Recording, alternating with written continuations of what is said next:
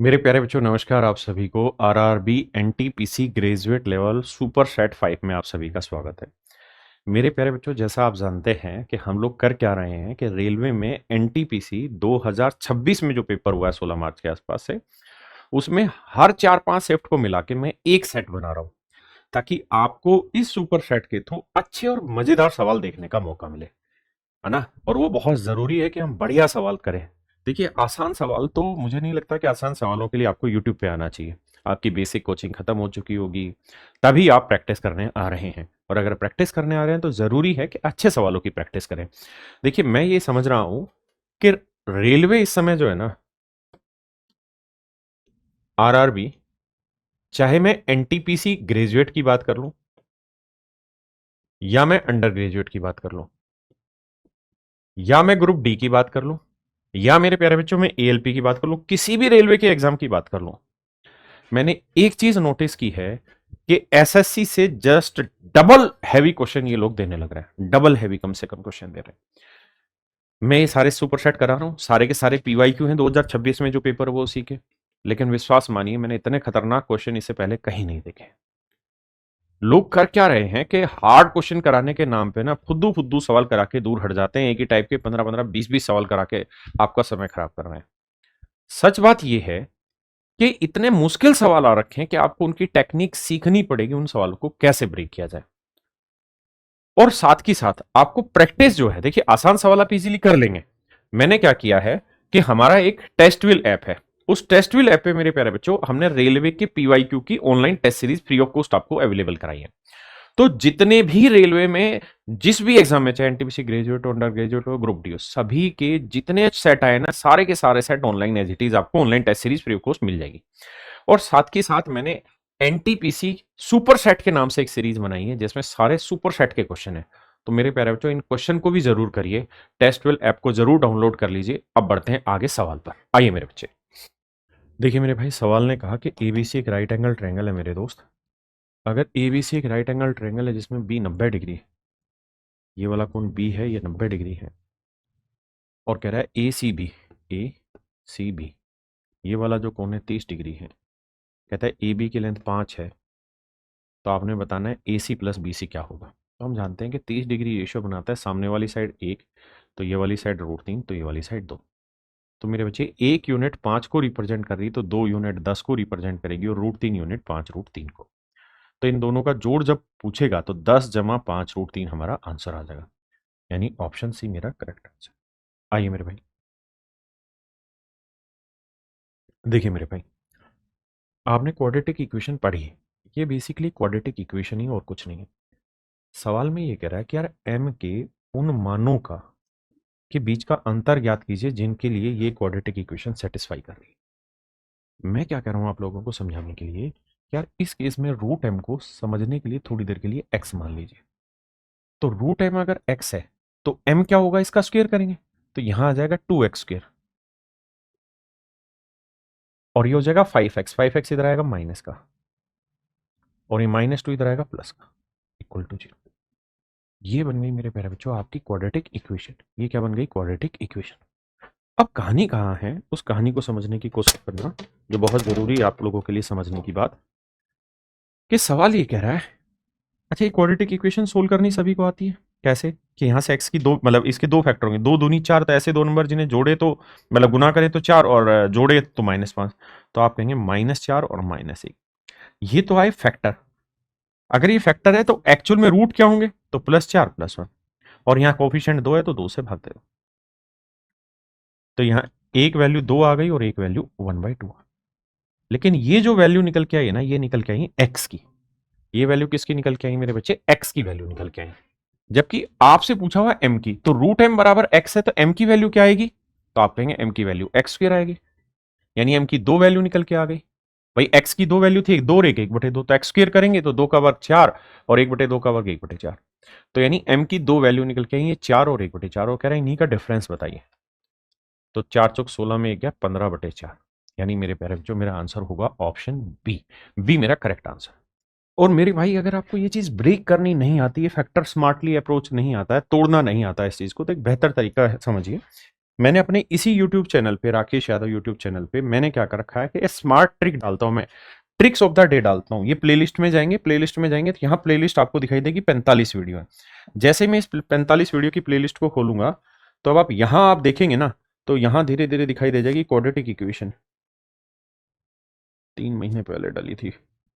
मैं यार रोज काम कर रहा हूं भाई आप लोगों के लिए। आप लोगों को लगता है कि काम नहीं हो रहा, आप लोगों के लिए यूट्यूब पे इतना काम करा रहा हूं ना कि पढ़ने वाले बच्चे को जरूरत ही नहीं है परेशान होने की, कोई दूसरा चैनल खोलने की भी। बस यही आ जाएगा भाई, क्वाड्रेटिक इक्वेशन पता नहीं कहाँ है, कहाँ है इक्वेशन बेस्ड, ये रही। देखो ये क्वाड्रेटिक इक्वेशन 14 मिनट 4 सेकंड की एक वीडियो मैंने डाली हुई है, इसके अंदर मैंने बिल्कुल क्रक्स डाला हुआ उसका। तो आप इस वीडियो को सर्च करके आराम से अपना काम कर सकते हैं, ठीक है। यहां मैंने पूरा क्वाड्रेटिक इक्वेशन आपको समझाया हुआ। तो आप ट्रिक्स ऑफ द डे पे जाएं और वहां से पढ़ लें मेरे भाई। अब आते हैं वापसी से सवाल पे। एक एक चीज बहुत बढ़िया से डिजाइन की गई है। आइए दोस्त, सवाल में क्या करा है, कहता है एक पर्यटक अपनी 120 किलोमीटर की यात्रा को 3 चरणों में पूरी करता है। कहता है 3 टुकड़ों में यात्रा करता है, ये पहला टुकड़ा यात्रा का, ये दूसरा टुकड़ा यात्रा का और ये तीसरा टुकड़ा यात्रा का, ऐसे 3 चरणों में यात्रा पूरी करता है। पहले चरण में वो एक्स की स्पीड से चलता है, यानी यहां मैं लिख देता हूं, चलो यहां एक्स की स्पीड है। दूसरे चरण में पहले की चाल का 50% बढ़ा देता है, यहां 50% इंक्रीज कर देता है।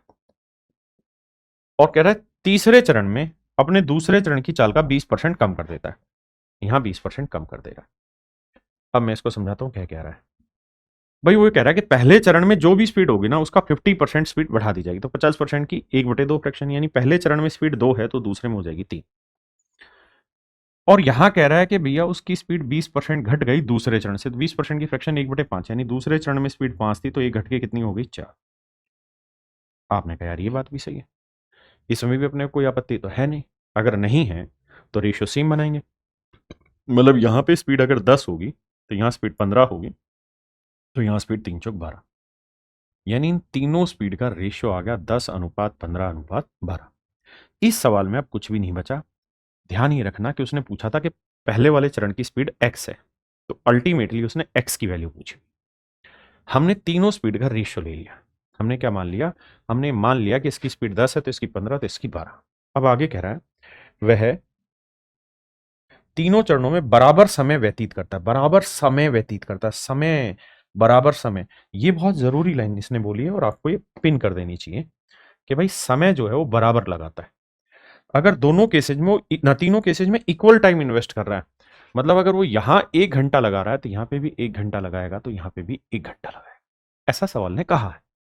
और पूरी यात्रा के लिए उसकी औसत चाल 48 है। कह रहा है उसकी एवरेज स्पीड जो निकल के आ रही है वो आ रही है 48 किलोमीटर पर आवर। ये उसकी मेरे बच्चों एवरेज स्पीड है। तो कहता है 1 दशमलव स्थान तक पूर्णांकित एक्स का मान ज्ञात करिए, 1 दशमलव स्थान तक पूर्णांकित एक्स का मान ज्ञात करिए। अब कहानी क्या होती है कि मैंने आपको क्लास में रेलवे फाउंडेशन बैच में बताया हुआ है कि जब भी आपको एवरेज स्पीड निकालनी हो, औसत चाल निकालनी हो, तो वहां आप 2 काम कर लेना। क्या, कि जो डिस्टेंस है, एक्चुअल जो डिस्टेंस है इसको आप भूल सकते हैं, इसकी जरूरत नहीं है। ऐसे ही जो एक्चुअल टाइम है उसकी भी जरूरत नहीं है। ना तो एवरेज स्पीड निकालते तो एक्चुअल टाइम की जरूरत है, ना ही एक्चुअल डिस्टेंस की जरूरत है। आपको मात्र डिस्टेंस और टाइम के रेशियो की जरूरत है। मेन पॉइंट ये समझने की बात है। अगर आप ये बात समझते हैं तो मुझे यहां एक्चुअल डिस्टेंस की जरूरत ही नहीं है कि 120 चल रहे हैं तीनों कुल मिला के कितना, मुझे उसका कोई फर्क नहीं पड़ता। मैं स्पीड मान ले रहा हूं मानने के लिए कि ये 10 किलोमीटर पर आवर है, ये 15 किलोमीटर पर आवर है, ये 12 किलोमीटर पर आवर। अब भैया एक बात बताइए, 1 घंटे में 10 की स्पीड से जाएगा कितनी दूरी चलेगा 10, 1 घंटे में 15 की स्पीड से जाएगा 15, 1 घंटे में 12 की स्पीड से जाएगा कितनी दूरी चलेगा 12। तो यह आ गया टोटल डिस्टेंस बटे टोटल टाइम। टाइम कितना, एक एक एक ही है 3। तो देखो 12 15 27 और 10 37, तो हम ये कह देंगे कि भाई उसकी जो एवरेज स्पीड आई ना वो 37/3 यूनिट पर आवर है। ये किलोमीटर पर आवर मैंने समझाने के लिए लिखा है, किलोमीटर पर आवर। जबकि एक्चुअल में स्पीड कितनी रखी तो आप कहेंगे जी 48 kilometre per hour average speed. तो यार 1 यूनिट की वैल्यू क्या होगी, 48/37, बटे वाला 8 पलट के ऊपर, ये आएगा 1 यूनिट की वैल्यू। और आपसे पूछा क्या है, एक्स की वैल्यू बताओ। एक्स की वैल्यू क्या है 10, तो 10 की वैल्यू बताओ। भाई ये 10 15 12 दे थोड़ी रखा था, ये तो रेशियो था। तो मैंने इसको लिया 10 यूनिट पर आवर, ये 15 unit per hour, 12 unit per hour. तो एवरेज स्पीड आई 37 यूनिट, 37/3 यूनिट पर आवर, जबकि दर की 48। तो 1 यूनिट की वैल्यू इतनी आई। मुझसे पूछा था एक्स की वैल्यू यानी 10 यूनिट की वैल्यू कितनी, ये मेरा आंसर। अब चूंकि आंसर अप्रोक्सीमेशन में है, तो अप्रोक्सीमेशन उसने खुद ही बोल दिया, तो ना डिजिटल सम लगा सकते हैं, ना आप डिविजिबिलिटी लगा सकते हैं, ना कोई और कहानी। आपको अप्रोक्सीमेशन लगाना होगा, सोल्व करना होगा। हाँ है ना? सॉरी, ये बटे 3 था ना, तो 37/3 आएगा ये। सॉरी भाई, ये 3 आएगा, माफी चाहता हूं। अब हमें इसे सोल्व करना है, सोल्व करके देखना आंसर क्या आएगा। अब गड़बड़ क्या है कि 37 थोड़ा गंदा नंबर है। 37 से भाग देना not a easy task for anyone. और ऑप्शन देख रहे हैं 38.9, 38.3, 39, 40। तो क्या किया जाए? तो एक बात आओ, 48 गुना 3 क्या हुआ? 144 और जीरो ये, यानी ऊपर जो आ रहा है ना वो 1440 बटे 37 बटे 37। अब या तो मैं इसे भाग दे लूं, 1440 37 से भाग देंगे और फिर निकाल लूं आंसर, या फिर अप्रोक्सीमेशन मैंने आपको सिखा रखा है क्लास में। फिर क्या किया जाए अप्रोक्सीमेशन में?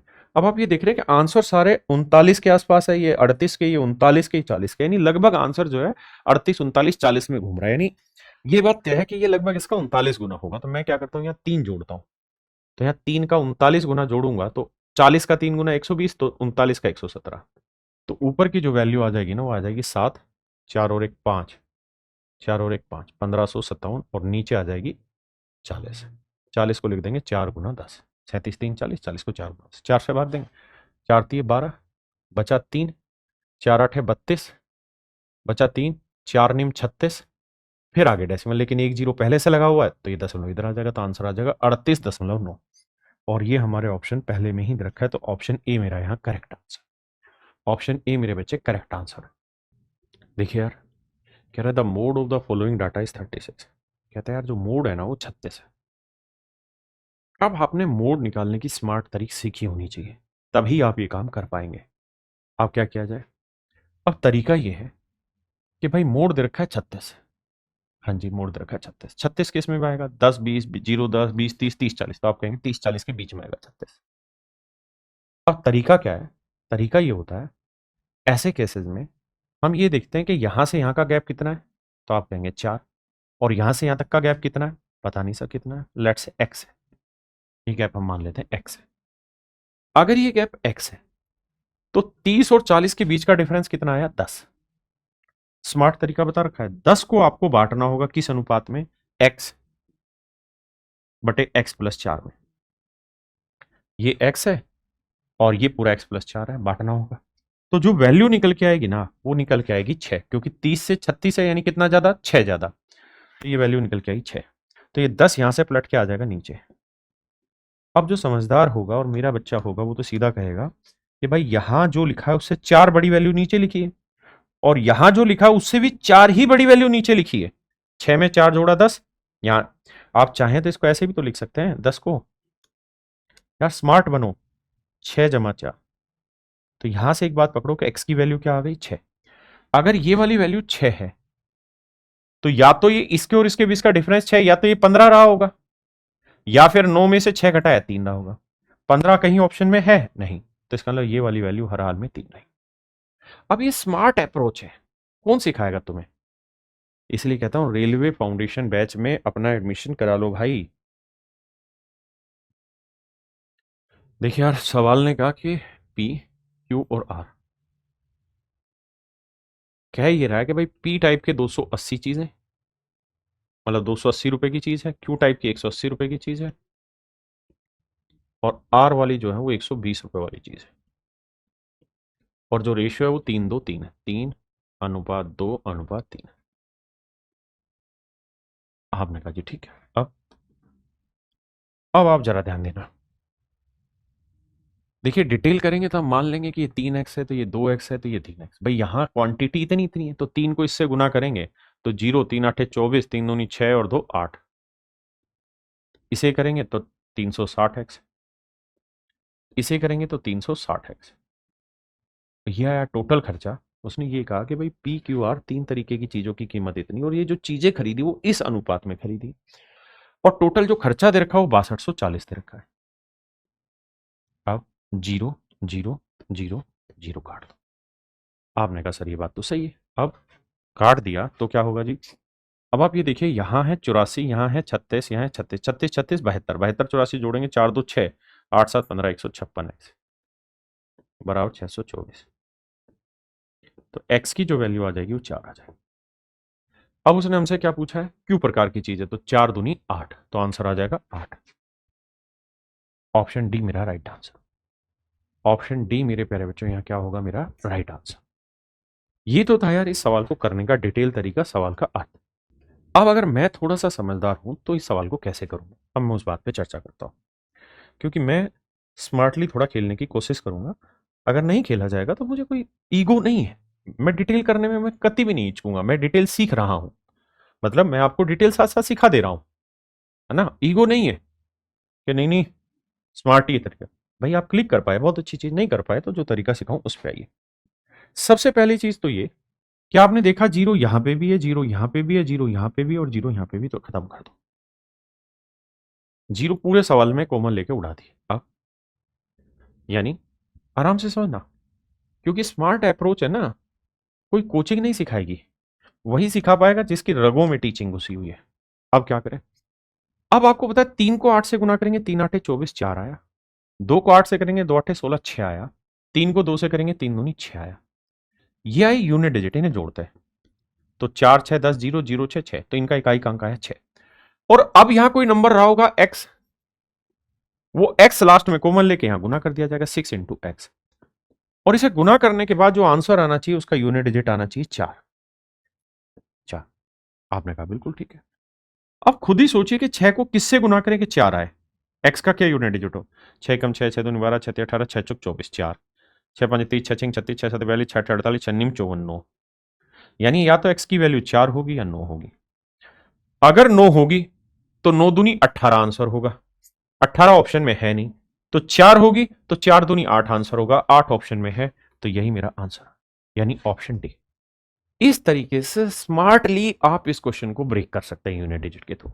आपको बहुत ज्यादा समय कैलकुलेशन में लगाने की जरूरत नहीं है। आइए, ये बेसिक अलजेब्रा का सवाल है, यहाँ पावर 4 है या स्क्वायर है या 1 है। अगर मैं यहाँ पे भी स्क्वायर से डिवाइड कर दूं, यहाँ पे भी स्क्वायर से डिवाइड कर दूं, यहाँ पे भी स्क्वायर से डिवाइड कर दो और यहाँ पे भी स्क्वायर से डिवाइड कर दो, तो कोई आपत्ति आप कहेंगे कोई नहीं।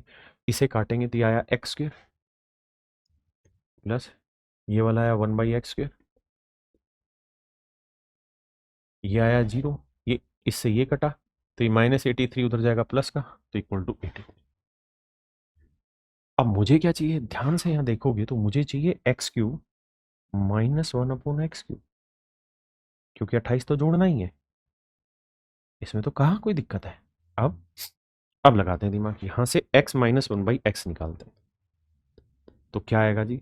तो बड़ी पावर से छोटी पावर पे आ रहे हैं, माइनस में आ रहे हैं, तो 2 घटा के रूट 83 में 2 गया 81, 81 का वर्गमूल 9। अगर ये वैल्यू 9 है तो क्यूब की वैल्यू क्या होगी? तो आप कहेंगे जी क्यूब का फार्मूला होता है x³ -1/x³। अगर ये वाली वैल्यू k है तो इसका सूत्र जो होता है वो होता है k³ + 3k। आपने कहा बिल्कुल ठीक है। अब k की वैल्यू क्या है? 9, 9 का क्यूब 729 और 9 3 27। आपने कहा यार बात तो सही है आपकी। अब भाई 27 और 29 को जोड़ेंगे, 9 और 7 16, 2 और 2 4 1 5, तो आया 756। तो ये जो वैल्यू है ये आ गई 756 जमा में 28, तो जोड़ोगे तो ये वाली वैल्यू आ जाएगी 8 6 14 5 2 7 1 8 784। 784 किसका वर्गमूल होता है जी? तो जवाब होगा 28 का, यानी ऑप्शन डी मेरा यहाँ राइट आंसर। अब बात करते हैं कि इसको स्मार्टली कैसे करें। देखिए यार आपको ना ये 2-3 बेसिक काम तो करने ही पड़ेंगे, यहां तक आपको आना पड़ेगा, यहां तक आना पड़ेगा, इसके बाद कुछ सवाल में नहीं। अब आपको बस इतनी सी बात समझनी है कि अगर ये 9 है तो फार्मूला होता है k³ + 3k। तो k की वैल्यू 9 है तो 9 का क्यूब जो भी करेंगे तो यूनिट डिजिट क्या आ जाएगा? 7। नहीं, 9 का क्यूब पे यूनिट डिजिट 9 ओड पावर पे, और 9 3 27 7 आया, तो 9 7 16, यानी यूनिट डिजिट आया 6। तो हमें बस ये देखना है कि इसका यूनिट डिजिट इस पूरे का 6 आया, इसका यूनिट डिजिट 8 है, तो 8 और 6 14, यूनिट डिजिट 4। अब अगर किसी नंबर का वर्गमूल निकालना और उसका इकाई अंक 4 है तो ये किसी ओड नंबर का तो होगा नहीं, होगा इवन का। 26 का हो नहीं सकता क्योंकि 6 का वर्ग करोगे तो यूनिट डिजिट 6 आता है, यहाँ तो 4 है, तो फिर बचा एक ही ऑप्शन डी, यही मेरा आंसर हो। मैं हर तरीके से सवाल को एक्सप्लेन कर रहा हूं ताकि गहराई बड़ी बने। कह रहा है यार 2 सेकेंडरी वर्त हैं, इनकी त्रिज्या 15 सेंटीमीटर और 17 सेंटीमीटर है। एक ये है और एक मेरे भाई ये है। एक की रेडियस 15 है तो दूसरे की 17। तो अगर मैं यहां एक टेंजेंट खींच दूं ऐसे, तो ये 15 होगी, ये 90 बनाएगा। बड़े वाले सर्कल की रेडियस क्या आ गई? 17। तो ये 15, ये 17 ट्रिपलेट लगाएंगे तो ये क्या आएगा? 8। अब ये 8 है तो ये भी क्या होगा? 8। तो पूरा कितना? 8 और 8 16। Option A. देखिए मेरे बच्चे, आप ये बात जानते हैं कि अगर हम ए की पावर 1/2 लिखें तो भी वही बात है, ए की पावर 0.5 लिखें तो भी वही बात है, और इसी चीज को स्क्वायर रूट ए लिखें तो भी वही बात है। यानी तीनों ही मतलब एक ही चीज को डिफाइन कर रहे हैं। तो ये रूट वाई है, रूट वाई से इसे काटेंगे तो यहाँ वाई कट जाएगा, केवल एक्स की टर्म में वैल्यू बचेगी। आपने कहा ठीक है। यहां रूट एक्स से रूट एक्स कट जाएगा तो केवल वाई की टर्म में, यानी यहां केवल वाई में वैल्यू बनी, यहां केवल एक्स में वैल्यू बनी। तो इसका मतलब कॉमन कुछ भी नहीं आएगा। और उसने पूछा एचसीएफ बताओ, तो एक्स और वाई तो एचसीएफ हो ही नहीं सकता। यानी या तो आंसर मेरे प्यारे बच्चों पहले ये वाला ठीक है या ये वाला ठीक है। कैसे है समझा दो भाई। यहां काटने के बाद जो बचा ना, वो बचा एक्स की पावर 2.5 और रूट एक्स का मतलब एक्स की पावर 1.5, मतलब यहां बचा एक्स की पावर 3। वही बात अगर मैं यहां देखूं तो यहाँ रूट एक्स से रूट एक्स कटा तो यहाँ रूट वाई यानी वाई की पावर 0.5 और 1.5, तो ये बचा वाई स्क्वायर। तो हमारे पास तो ये दो वैल्यू बची ना, तो इनमें कुछ कॉमन थोड़ी आ रहा है, तो इसलिए इनका एचसीएफ ऑफ 1। अगर मुझे इनका एलसीएम निकालना है तो भैया एलसीएम में एक्स क्यूब और वाई स्क्वायर दोनों आएगा, बात खत्म। अब यहाँ एक्स स्क्वायर तो ये हो गया और एक्स ये हो गया, तो एक्स क्यूब वाई स्क्वायर आ गया, यानी ऑप्शन बी मेरा करेक्ट आंसर।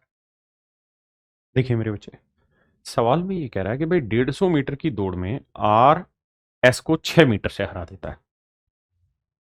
यानी अगर 150 मीटर की दौड़ होगी, 150 मीटर की मेरे प्यारे बच्चों दौड़ होगी, तो जो आर है वो एस को डिफीट कर देता है 6 मीटर से। लेकिन अगर यही दौड़ मेरे प्यारे बच्चों 250 मीटर की हो जाए,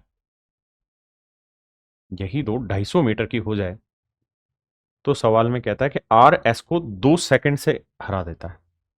आर हरा देगा एस को 2 सेकंड से। हमने कहा यार ठीक है। तो इसके अनुसार एक दौड़ में यदि आर 30 सेकंड तक दौड़ता है तो वो एस को कितने मीटर से हरा देगा।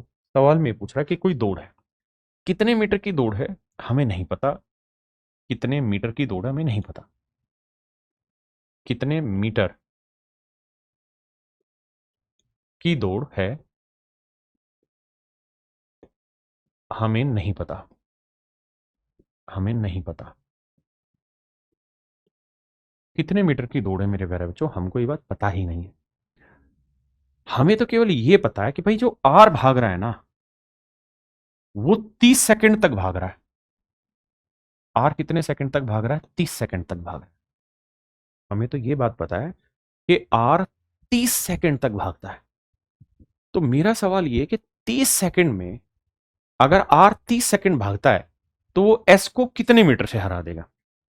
अगर आर 30 सेकंड तक दौड़ता है तो वो एस को कितने मीटर के अंतर से हरा देगा, ये मेरा सवाल है। अब मैं एक बात जानना चाहता हूं, क्या रेस के बड़े अच्छे सवाल आ रहे हैं, ध्यान देना कि भाई अगर 150 मीटर की रेस होगी तो आर एस को 6 मीटर से हरा देगा। 150 मीटर की रेस में आर एस को 6 मीटर से हरा देता है। हमने कहा बिल्कुल ठीक है। मैं कह रहा हूं यार अगर 1 मीटर की रेस हो तो आप कहेंगे 1 मीटर की अगर रेस हुई तो आर एस को 6/150 मीटर से हरा देगा। हमने कहा यार ये बात सही है। लेकिन मैंने कहा कि अगर रेस 250 मीटर हो जाए तो आप कहेंगे सर अगर ऐसा है कि 250 मीटर की रेस हुई तो आर जो हराएगा ना एस को इतने से हरा देगा। अब इसे कैलकुलेट करें, 5×3 = 15, 5×5 = 25, यानी 50×3 = 150, 50×5 = 250, 3 से काटा 2, तो मेरा जवाब होगा 10 मीटर से हरा देगा। यानी 150 मीटर की दौड़ में आर एस को 6 मीटर से हरा रहा है, तो 250 मीटर की अगर दौड़ लगाएगा ना तो जो आर है वो एस को बेसिकली 10 मीटर से हरा देगा।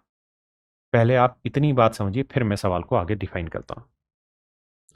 अब इस चीज को थोड़ा और अच्छे से डिफाइन अगर मैं करने लगूं मेरे भाई, तो आपको ये बात समझ में आएगी कि मैं कह क्या रहा हूं सवाल में, या मेरा कहने के पीछे का उद्देश्य क्या है। तो आप ये बात समझेंगे कि भैया 250 मीटर की अगर रनिंग है, अब आपको क्लियर कट सवाल समझ में आएगा। अगर 250 मीटर की रनिंग है और आर और एस दोनों एक साथ भागना शुरू करें, तो जिस समय आर यहां पहुंचेगा ना, एस उतनी ही देर में फाइनल से 10 मीटर पीछे रह जाएगा। एस फाइनल से 10 मीटर पीछे रह जाएगा, यानी यहां रह जाएगा। लेकिन अगर वही टाइम की बात करें ना, तो जितनी देर में आर यहां से यहां पहुंचेगा ना, उतनी देर में एस को पहुंचने में 2 सेकंड एक्स्ट्रा लगेंगे, क्योंकि एस 2 सेकंड से हरा देता है। इसका मतलब वो ये कह रहा है कि भाई जब आर यहां पहुंचा ना, तो एस बेसिकली 2 सेकंड पीछे था, यानी एस को यहां से यहां तक की डिस्टेंस ट्रेवल करने में 2 सेकंड का समय लगेगा। एस यहां पे था और एस यहां पे था, तो हमने एक चीज नोटिस की कि एस यहां से यहां तक की दूरी 10 मीटर को अगर कवर करना चाहेगा तो 2 सेकंड का समय लेगा। 2 सेकंड का समय लेगा। तो यहां से हम ये बात समझ गए कि भैया एस जो है वो 10 मीटर की दूरी 2 सेकंड में ट्रेवल करेगा। तो भैया एस की जो स्पीड है वो 10/2 आ गई, यानी 5 मीटर पर सेकंड आ गई। अब मैं आपसे सिंपल एक चीज पूछना चाहता हूं कि एस अगर 250 मीटर की दूरी तय करे तो कितना टाइम लेगा? तो आप कहेंगे 250 मीटर की दूरी अगर एस तय करेगा ना, तो 5 की स्पीड से 50 सेकंड का समय लेगा। तो एस अगर 50 सेकंड में इस डिस्टेंस को ट्रेवल कर रहा है, तो इसका मतलब आर इसी डिस्टेंस को 48 सेकंड में ट्रेवल कर रहा होगा, क्योंकि 48 सेकंड में ट्रेवल करेगा तभी तो इसे 2 सेकंड से हरा पाएगा, अदरवाइज थोड़ी हारेगा ये। यानी हमने सवाल ने कहा कि भाई 250 मीटर की रेस में आर एस को 2 सेकंड से हराता है, मतलब आर जब पहुंचता है तो उसके 2 सेकंड बाद एस पहुंचता है। एस पहुंच रहा है 50 सेकंड में, तो आर पहुंच रहा होगा 48 सेकंड में। आपने कहा हाँ यार बात सही है, अब आगे बताओ। तो मैं आगे ये कहना चाह रहा हूं कि यार आर 48 सेकंड में यहां से यहां तक की दूरी तय कर लेता है, यानी आर अगर 48 सेकंड तक लगातार भागे, आर अगर 48 सेकंड तक लगातार भागता है तो एस को 2 सेकंड से भी हरा सकता है और 10 मीटर से भी हरा सकता है, यानी 10 मीटर से हरा सकता है। आपने कहा बिल्कुल ठीक है, अगर आर 48 सेकंड दौड़ेगा तो 10 मीटर से हरा सकता है। आर अगर 1 सेकंड दौड़े तो कितने मीटर से हरा सकता है? 10/48। और आपसे जानते हैं सवाल में क्या पूछा है कि अगर इस दौड़ में आर 30 सेकंड तक दौड़े, 30 सेकंड तक दौड़े, तो 30 सेकंड तक अगर आर दौड़ेगा तो कितने से हरा देगा? तो भैया इतने से हरा देगा। अब करेंगे तो 6×5 = 30, 6×8 = 48। आप 2 × 4 = 8, 2×5 = 10, 5×5 = 25/4, यानी 6.25, यानी 6.25 मीटर से रेस को हरा देगा आर एस को। आर एस को 6.25 मीटर से हरा देगा। अगर आप अभी भी नहीं पकड़ पाए तो बड़ा सिंपल है, आपको ये तो निकालना ही होगा कि 250 मीटर की डिस्टेंस चलने में आर को 48 सेकंड लगते हैं, तो एस को जो लगते हैं वो 50 सेकंड लगते हैं। आपने कहा बिल्कुल सही बात है। अगर मैं इसका रेशियो लेता हूं तो 6×8 = 48, नहीं 2 से ही जा रहा है यार, 2×24 = 48 और 2×25 = 50। यानी मैं ये कह सकता हूं कि किसी भी दूरी को चलने में ये जो टाइम लगाएंगे आर और एस, उसका रेशियो होगा 24:25। मतलब अगर किसी दूरी को चलने में ये 24 सेकंड लेगा तो ये 25 सेकंड लेगा। अब सवाल ने कहा कि यार किसी दूरी को चलने में आर ने 30 सेकंड लिया है, आर ने 30 सेकंड लिया है, तो बताओ एस कितना टाइम लेगा? तो आप कहेंगे 24 यूनिट रिप्रेजेंट कर रहा है 30 को, तो 25 यूनिट की वैल्यू बताओ। हमने कहा जीतना, हमने कहा जीतना। मेरी बात समझ रहे हैं? हाँ है ना? या आप यूं भी कह सकते हैं कि भाई आर 24 सेकंड में जितनी दूरी चलता है उतनी दूरी चलने में एस को 25 सेकंड लगते हैं, यानी 24 सेकंड में एस को वो 1 सेकंड से हरा देता है। तो मैं कह रहा हूं 30 सेकंड में कितना हरा देगा? तो 24/30 सेकंड। यही तो एक यूनिट की वैल्यू आ गई। 6×4 = 24, 6×5 = 30, नहीं सॉरी मैंने गलत लिख दिया, 30/24, माफ करना, क्योंकि 24 यूनिट 30 को, तो 1 यूनिट की वैल्यू कितनी? तो जवाब आया 5/4। 5/4 सेकंड से एस को हरा देगा, यानी एस 5/4 सेकंड पीछे रह जाएगा। एस 5/4 सेकंड पीछे रह जाएगा। और आपको याद होगा मैंने अभी बताया था कि एस की स्पीड कितनी थी? हाँ, एस की स्पीड हमने निकाली थी, तो आई थी 2 सेकंड में 10 मीटर, तो यानी 5 मीटर पर सेकंड। तो एस की स्पीड आई थी 5 मीटर पर सेकंड, तो एस इतनी देर में कितना चल देगा? गुना ये, सोल्व करेंगे तो 25/4 यानी 6.25 मीटर पर सेकंड। ये मेरे प्यारे बच्चों मेरा राइट आंसर। कह रहे यार एक लंबवर्तीय शंकु की तिर्यक ऊंचाई कहता है यार कोई लंबवर्तीय शंकु है मेरे बच्चे, ये है, इसकी जो तिर्यक ऊंचाई है वो इसकी रेडियस का 3 गुना, ऐसा ही दे रहा है ना भाई, इसकी त्रिज्या की 3 गुनी, यानी अगर इसकी रेडियस 1 है मेरे प्यारे बच्चों तो ये 3 गुना मतलब 3। तो अगर हम इसकी हाइट निकालने पे जाएंगे तो पाइथागोरस थ्योरम लगा के निकाल देंगे, 9 9 में 8 यानी 2√2। ठीक है जी। अब कहता है कि एक तल शंकु की आधार की ऊंचाई के समानांतर इस तरह से काटा जाता है कि छोटे ऊपरी शंकु का वक्र पृष्ठीय क्षेत्रफल मूल शंकु के वक्र पृष्ठीय क्षेत्रफल का आधा हो जाता है। यदि छोटे शंकु का व्यास इतना है, छोटे शंकु का व्यास इतना है, तो मेरे बच्चे ये बताओ छोटे शंकु का व्यास 6√2 है तो रेडियस कितनी होगी, तो आप कहेंगे 3√2। 3√2, मैंने कहा बिल्कुल ठीक है 3√2 है, क्योंकि व्यास इतना है तो रेडियस इतनी होगी।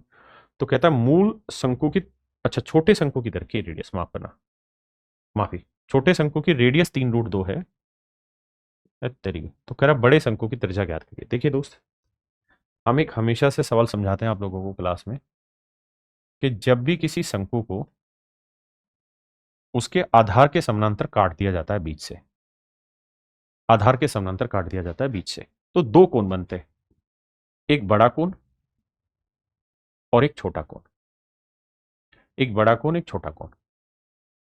इनकी साइड का रेशियो, साइड से मेरा मतलब है रेडियस हो, स्लांट हाइट हो या हाइट हो, अगर इनका रेशियो A/B है, बड़े और छोटे शंकु की कोई भी, चाहे हाइट का रेशियो, चाहे रेडियस का रेशियो या स्लांट हाइट का रेशियो A/B है, तो इनके कर्ड सरफेस एरिया का जो रेशियो होगा ना वो A²/B² होगा। और मेरे प्यारे बच्चों इनके वॉल्यूम का जो रेशियो होगा वो A³ होगा, यानी इनके वॉल्यूम का रेशियो A³/B³, तो कर्ड सरफेस एरिया का A²/B², तो साइड का होगा A/B। ये इनके सरफेस एरिया का रेशियो होगा। इसका उल्टा अगर हमें जाना हो कि सरफेस एरिया से अगर हमें इनकी साइड का रेशियो निकालना है तो हमें इसका स्क्वायर रूट कर देंगे, वॉल्यूम से वापसी आना है तो क्यूब रूट कर देंगे। हमारे सवाल में ये कह रहा है कि हमने इसको बीच से कहीं से काट दिया, ऐसे ऐसे काट दिया, तो एक छोटा शंकु बन गया, एक बड़ा शंकु बना।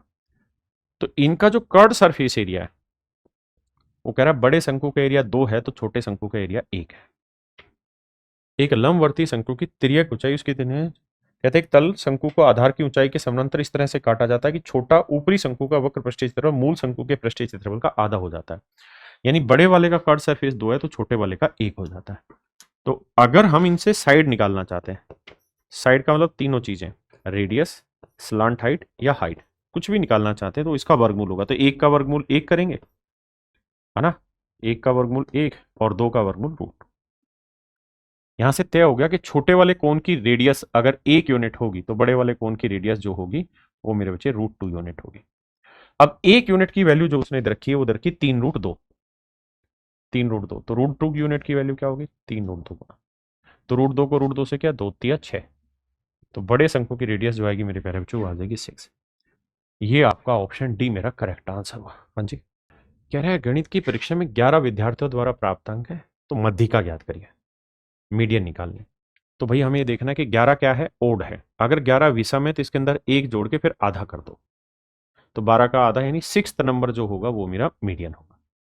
एक तरीका तो ये कि मैंने सीक्वेंस से लगाऊं, सबसे पहले छोटा नंबर 45, फिर 45 से बड़ा नंबर में लगाऊंगा, क्या आएगा 49, फिर 49 से बड़ा नंबर में लगाऊंगा 49 49 49, तो 54, 54 के बाद वाला 58, 58 के बाद वाला, सॉरी 58 से पहले 57 रह गया, 54 के बाद 57, 57 के बाद 58,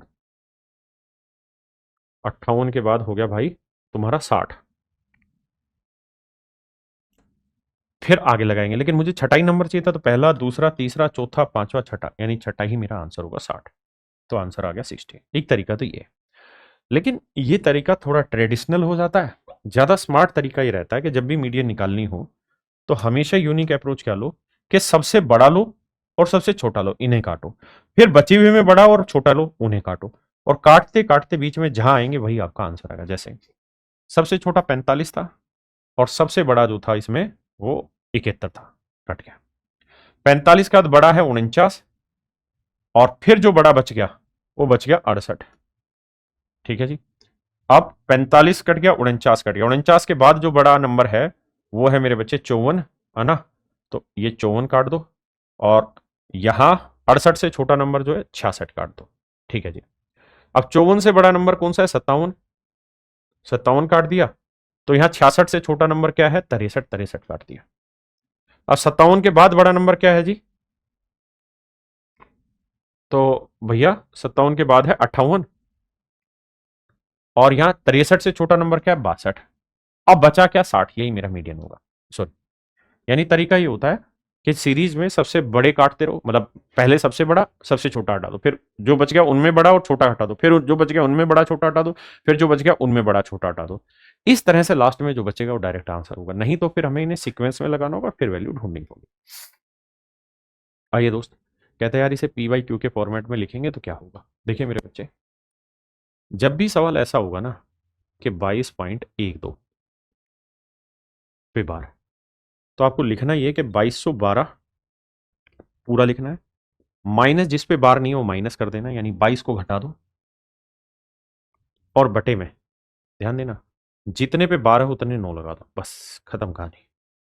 अब देखिए 12 में से 22 घटाएंगे तो बचेगा 2190, और बटे बचा 99।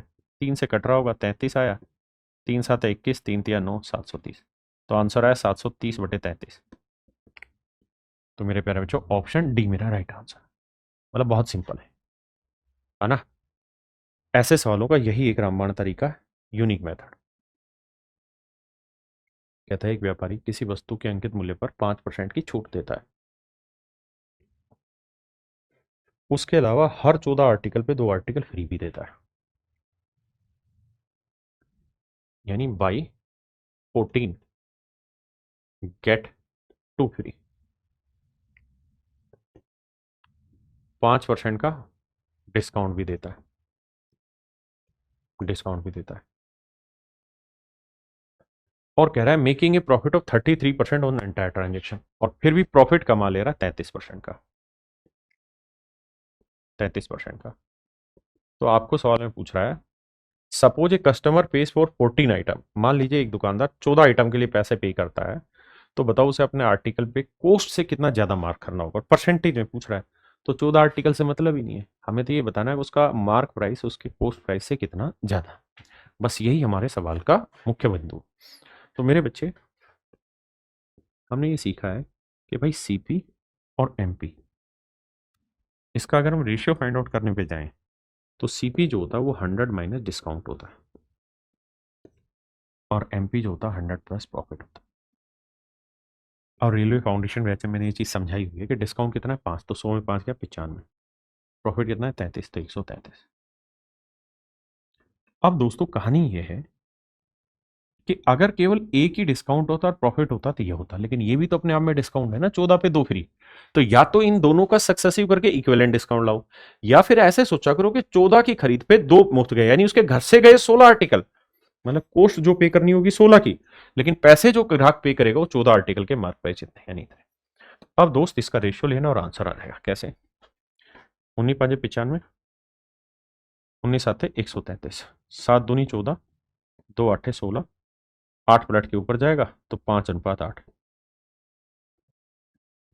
यानी 5 की चीज 8 पे लिखी तो 3 फालतू लिखा, यानी मेरे भाई 3 फालतू लिखा 5 पे, तो 100 पे कितना, तो 3/5 यानी 60%। यानी मेरे प्यारे बच्चों ऑप्शन सी मेरा यहाँ पे करेक्ट आंसर हो। देखिए दोस्त, कह रहा है यार एक्स का मान बता दीजिए क्या होगा। आओ भाई, यार ऐसे सवालों में ना आपको एक फॉर्मेशन सेट करनी होती है, मतलब फार्मूला होता है, फार्मूले को ही सेट करना होता है, और कुछ है ही नहीं सवाल में।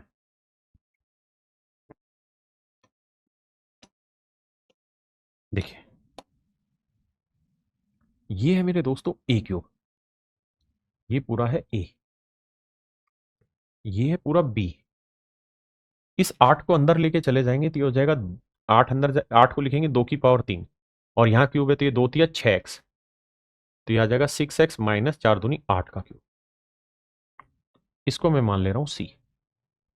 अब अगर आप दिमाग दौड़ाएंगे तो A cube plus B cube plus C cube जो होता है, या इसको आप ऐसे भी लिखे रहने दे तो इसको थोड़ा सुंदर करके लिख दे, 2 × 3x -4 और पूरे का क्यूब लगा दो, ऐसे भी लिख लो। तो ये जो रिजल्ट आया, दिस इज बेसिकली सी। तो A cube plus B cube plus C cube equal है मेरे बच्चे 3 ए। देखो ए ये रहा, बी ये रहा और सी ये रहा 3x-4, और ये वाला 2 जो था 3 दूनी 6 हो रखा। तो कुल मिला के जो फार्मूला है वो ये है कि भाई A cube plus B cube plus C cube equal to 3abc। और ये 3abc के बराबर कब होता है? जब a प्लस बी प्लस सी 0 के बराबर होता है। तो a की वैल्यू है 5x-1, b की वैल्यू है x प्लस 3 और c की वैल्यू है ये, तो 2 को 3 से क्या 6x, 2 चौक 8। ये सब किसके बराबर हो? 0 के बराबर। हाँ जी। अब देखिए दोस्त, 6 और 1 7x, 7 में से 5 गया 2x, 8 और 1 9, 9 में से 3 गया 6, -6 उधर जाएगा इक्वल टू प्लस का, तो x की जो वैल्यू आई वो 3 है। देखना है कहाँ गड़बड़ कर रहा हूँ मैं। 2 3 6 2 चौक 8 भाई 5, अच्छा मैंने गलत कर दिया भाई। 5 और 1 6 और 6 12x आया यार, सॉरी। और 8 और 1 9 में 3 गया -6 उधर जाएगा प्लस का 6, तो x की वैल्यू आई 6/12 यानी 1/2। ऑप्शन सी मेरा राइट आंसर है। देखिए भाई, कह रहा है 2820 रुपए को 2 भागों में इस प्रकार बांटा कि पहले भाग का 1/5, कहता है दूसरे भाग का 1/8। पहले भाग का 1/5 और दूसरे भाग का 1/8। कहता है इसका जो अनुपात है वो 3:4 है। देखिए दोस्त, ये आया a/b। अब ये 8 पलट के ऊपर आ जाएगा और 5 पलट के नीचे।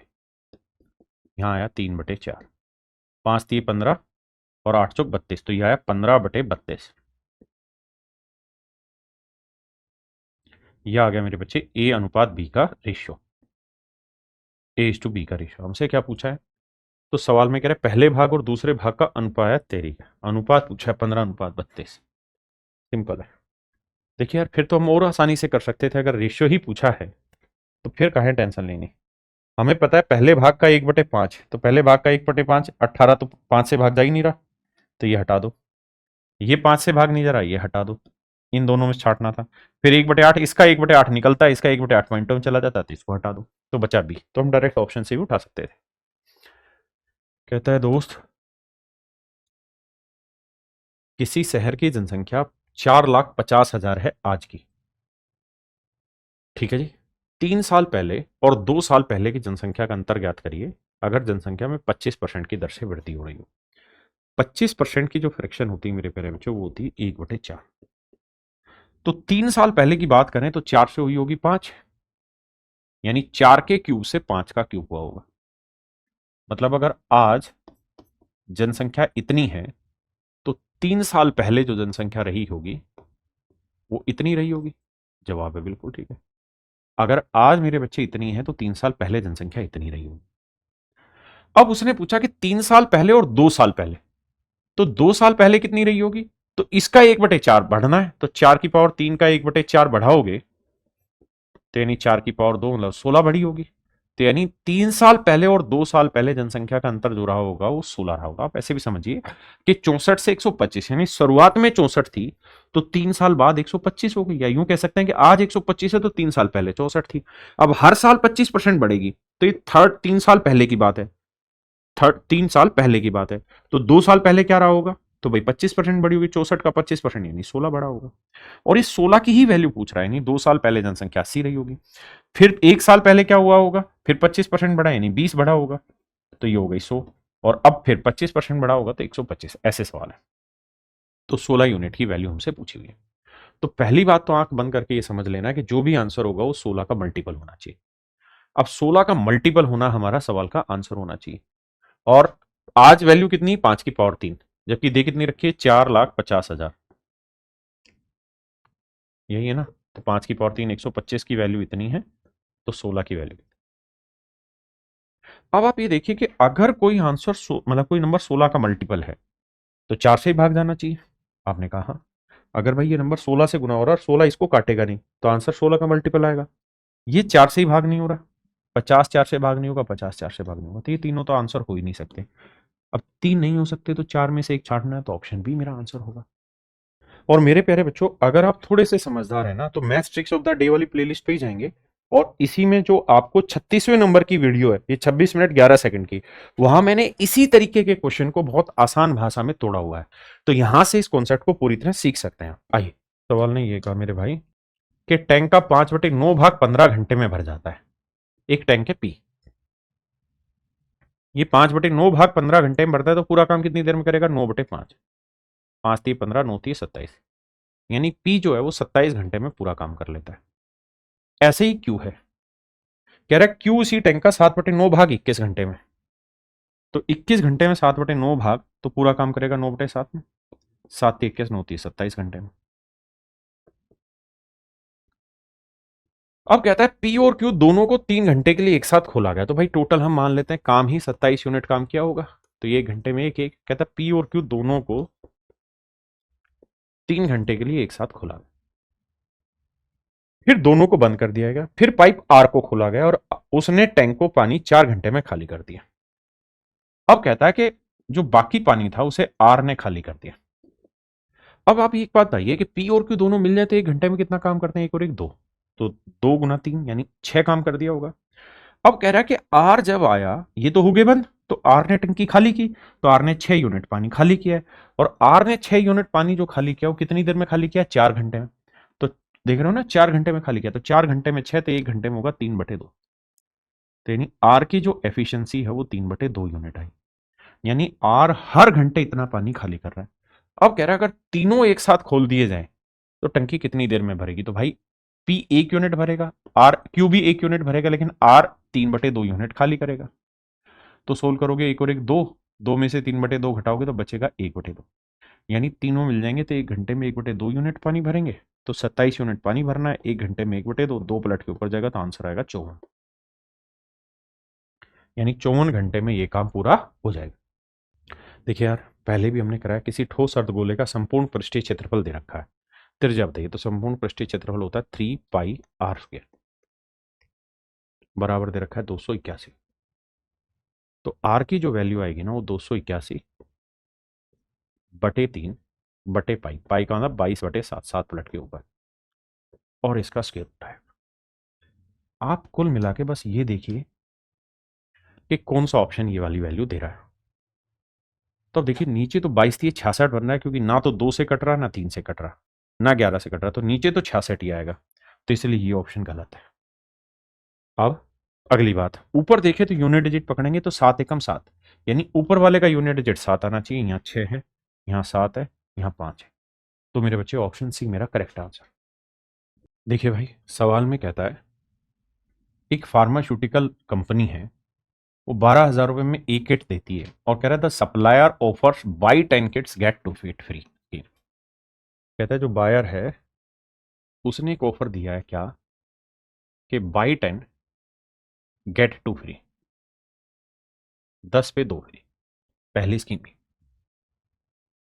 उसके अलावा 15% वॉल्यूम डिस्काउंट देता है, अगर आप 1 लाख से ज्यादा की चीज खरीदेंगे तो 15% डिस्काउंट मिलेगा।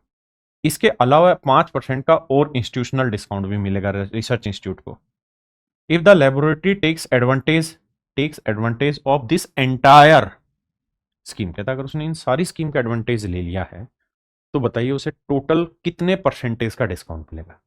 जब आप परसेंटेज निकाल रहे होते हैं तो रियल वैल्यू की कोई जरूरत होती ही नहीं है, तो हमें 1,12,000 इसकी जरूरत ही नहीं है। आपको ये समझना है, एक डिस्काउंट तो ये मिला, ये डिस्काउंट देखे तो 10 पे 2 फ्री, मतलब 2 का डिस्काउंट, 10 और 2 12 पे, 1/6 का डिस्काउंट, 1/6 का मतलब 16 सही 2/3% का डिस्काउंट, यानी 16.67% का डिस्काउंट। तो पहला डिस्काउंट है 16.67% का, इसके बाद एक 15% का डिस्काउंट दिया गया, ऐसा ही है ना, और एक 5%। ये सवाल कह रहा है कि भाई ये 3 डिस्काउंट हमने दिए हैं, तो आप बताइए कुल मिला के कितना डिस्काउंट हुआ। अब यहाँ सक्सेसिव का फॉर्मूला लगाएंगे तो आप कह देंगे x + y, 15 में 5 जोड़ा 20, और 15 5 75, तो 0.75 घटाएंगे तो ये आएगा 19.25। यहां देखें तो ये आया 16.67%। अब जब हम इन दोनों को कैलकुलेट करेंगे तो पहला फार्मूला लगेगा x + y, तो जोड़ेंगे तो 5 7 12, 6 2 8 1 9, 9 6 15, एक और एक 2 और एक 3, यानी x प्लस वाई इतना आया, माइनस करेंगे क्या, x इंटू वाई। अब ये बात तो तय रही कि 35 से छोटा आंसर आएगा, लेकिन 35 से ही छोटे सारे, मतलब 35.92 से छोटे हैं। अब मैं देख रहा हूं कि यार ऑप्शन काफी दूर दूर है, तो क्या करें, इसे मैं मान लेता हूं थोड़ी देर के लिए 16 और इसे मैं मान लेता हूं 20, ताकि गुना करना मेरे लिए आसान हो। भाई 19 गुना 16 करो, या मैं 16 गुना 20 कर दे रहा हूं तो थोड़ा नजदीक आ जाएगा, तो 16 गुना 20 करूंगा 320 आया, यानी -3.2 घटाएंगे। तो 3.20 घटाओगे तो 2, 9 में 2 गया 7, 5 में 3 गया 2, यानी मेरा जो आंसर आएगा वो 32 पॉइंट समथिंग के आसपास आएगा। और 32.72 के आसपास एक ही ऑप्शन है, दैट इज ऑप्शन सी, जो कि मेरे बच्चे ऑप्शन सी है। हाँ है ना। मैंने क्या किया, सबसे पहले वाले का डिस्काउंट निकाला 10 पे 2 फ्री करके, उसका 2 डिस्काउंट दे रखे थे, सक्सेसफुल लगा के सोल्व कर दिया, एक तरीका ही। दूसरा, आप इस सवाल को थोड़ा दिमाग दौड़ा के कैलकुलेशन में ऐसे भी ब्रेक कर सकते थे कि भाई देखिए, यहां 10 पे 2 फ्री है, मतलब 12, अगर आपके घर से 12 गए तो 2 फ्री, 2 एकम 2, 2 चिक 12, यानी 6 पे 1 फ्री। तो 6 की चीज 1 का डिस्काउंट 5 में, फिर 15% डिस्काउंट, 15% की फ्रैक्शन 3/20, यानी 20 की चीज पे 3 का डिस्काउंट 17 में बेची, फिर 5% डिस्काउंट, यानी 20 की चीज 19 में बेची। आपने कहा हाँ सर ये बात सही है। आप, अब हमें कैलकुलेट करना है। देखिए 5 से काटेंगे 4 आया, 6 चौक 24, दूनी 48, 480 है। 19 को 17 से करेंगे तो आप कहेंगे देखिए दो तरीके हैं, या तो कैलकुलेशन ऐसे बैठाते हैं कि 19 आते 153, 15 आया, 19 से कम 19 और 15, 19 से कम 19, देखो नहीं मैंने 19 आते 133 आया भाई, तो 13 हासिल आई, और 19 से कम 19 और 13 32, 323 आया। अब इससे घटाओगे तो पता चला कि सर 157 का डिस्काउंट आया। अब हम कहेंगे जी 157 का डिस्काउंट 480 पे, तो सवाल में पूछ रहा है 100 पे कितना डिस्काउंट। अब जरा ध्यान देना, कैसे भाई, 0 से 0 कटा, बिल्कुल ठीक है। अच्छा मैं इसको ऐसे ही रख लेता हूँ, ज़्यादा नाराज नहीं करता हूँ। ये आया 1570 और नीचे आया 48। आपने कहा ठीक है। अब मैं ये कह रहा हूँ आपको कि यार 48 का ये कितना गुना है, सारे आंसर 35, 34, 32, 30 के आसपास है, मैं इसे 33 गुना मान लेता हूँ। तो अगर मैं यहाँ 2 जोड़ रहा हूँ ना, तो यहाँ 33 का 2 गुना यानी 66 जोड़ना होगा। और अगर मैं यहाँ 66 जोड़ूंगा तो भाई 6, 7 6 13, 5 और 1 6, तो ये 1636 है, और नीचे क्या है 50। अब 50 से भाग नहीं देना चाहिए, तो क्या करें सर, तो इसका नियम होता है कि 2 से नीचे गुना करो, 2 से ऊपर। तो ऐसा करने से नीचे तो 100 आ जाएगा, और ऊपर करेंगे तो 2 चिक 12, 2 तिया 6 1 7, फिर 2 चिक 12 और 2 एकम 2 3, तो आंसर डायरेक्ट आ जाएगा 32.72%। तो ये भी कैलकुलेशन को डिफिकल्ट नहीं, करने पे बैठे तो आसानी से निकल जाएगी, लेकिन इसके लिए जरूरी है कि आपको अप्रोक्सीमेशन आता हो कि अप्रोक्सीमेट वैल्यू कैसे निकालते हैं। नहीं आता है तो जो मैंने प्लेलिस्ट बताई उसी में मैंने चीजें डाली हुई है, आप जाके वहां देखिए। बल्कि उस प्लेलिस्ट की भी जरूरत नहीं, मैंने इसको तो और अच्छे से एक्सप्लेन किया हुआ है। अगर ये वापसी पहुंच जाएंगे तो हम प्लेलिस्ट पे, तो जैसे इस पे आओगे ना आप, तो जो प्लेलिस्ट इस पे आओगे ना, प्लेलिस्ट पे आओगे, यहाँ आते जैसे आप प्लेलिस्ट पे जाओगे ना मेरे भाई, तो ये वाला जो है ना 8 वीडियो, यहाँ मैंने कैलकुलेशन सिखा रखी है, इनका इस्तेमाल। और इससे पहले भी मैंने कैलकुलेशन की एक पूरी प्रॉपर प्लेलिस्ट बना रखी है भाई, जिसमें आपको मजा आ जाएगा देख के, है ना। कैलकुलेशन की यहीं मैंने एक बना रखी पूरी प्लेलिस्ट, उस प्लेलिस्ट को देखना जहाँ पूरी कैलकुलेशन मैंने कराई हुई। ठीक है जी, अब आते हैं सवाल। देखिए मेरे भाई सवाल में क्या कह रहा है, सवाल ने एक चीज़ कही कि भाई चुनाव में 2 उम्मीदवार थे, पंजीकृत जो मतदाता थे, यानी जो रजिस्टर्ड वोटर थे, उसमें से 90% ने अपने वोट को डाल दिया, 20% वोट इनवैलिड हो गए।